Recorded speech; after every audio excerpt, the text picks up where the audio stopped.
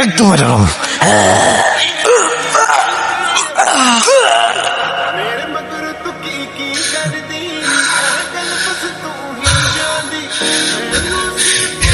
এই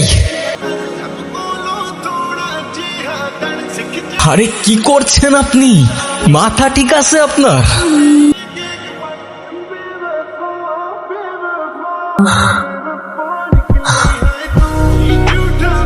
পাগল নাকি আপনি? মরতে যাচ্ছিলেন কি জন্য?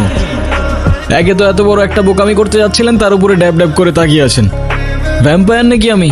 দেখেন, আমি জানি না আপনি কে, তবে এতটুকু জ্ঞান তো দিতেই পারি যে আপনার কষ্ট যতদিন আপনার ভেতরে চেপে রাখবেন না, সেটা বিষ হয়ে ভেতর থেকে আপনাকেই খেয়ে ফেলবে।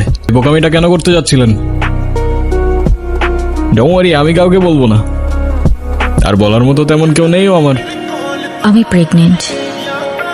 আমি তালুকদার পরিবারের মেয়ে। আমাদের পরিবারের সমাজের নিয়ম না মেনে কিছু করে ফেলা মানে সবার কাছে একটা লজ্জা হয়ে যাওয়া। তারা যখন জানবে আমি বিয়ের আগেই, কিচ্ছু বলবে না, শুধু চেয়ে থাকবে, আর ওদের ওই দৃষ্টিতে আমার বুকটা চিড়ে যাবে।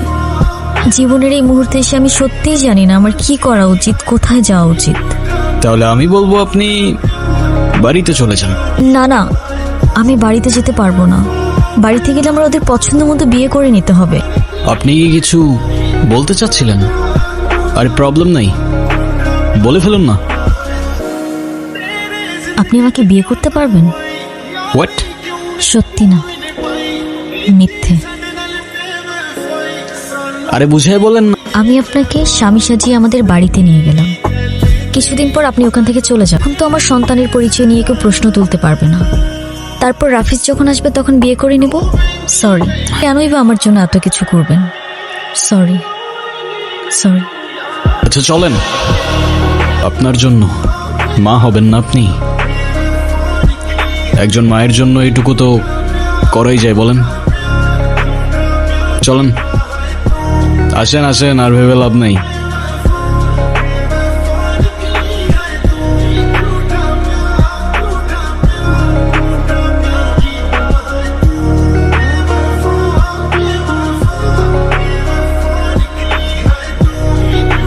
পানি খাবো।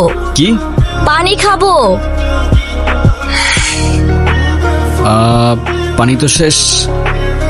আচ্ছা তুমি দাঁড়াও, আমি নিয়ে আসি। হ্যাঁ, 2 মিনিট। আজকে কিন্তু বাসিটা মজা ছিল।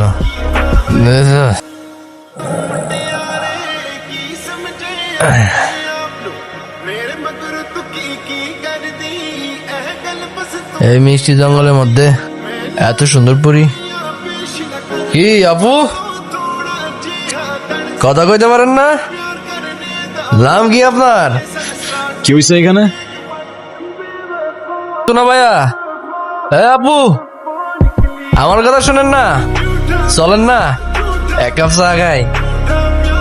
মানুষটা খারাপ না।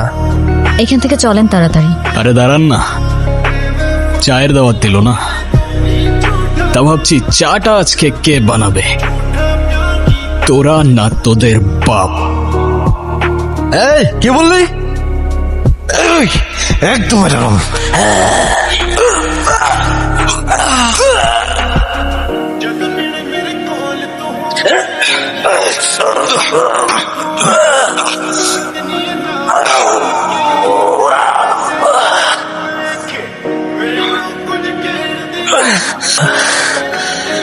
কিরে, লিকারটা কেমন ছিল? করা ভাই। ভাই কি হয় আপনার? আমার ওয়াইফ।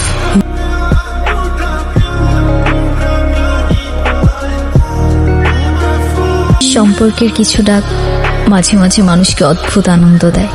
আসলে যা সত্য সেটাই সুন্দর।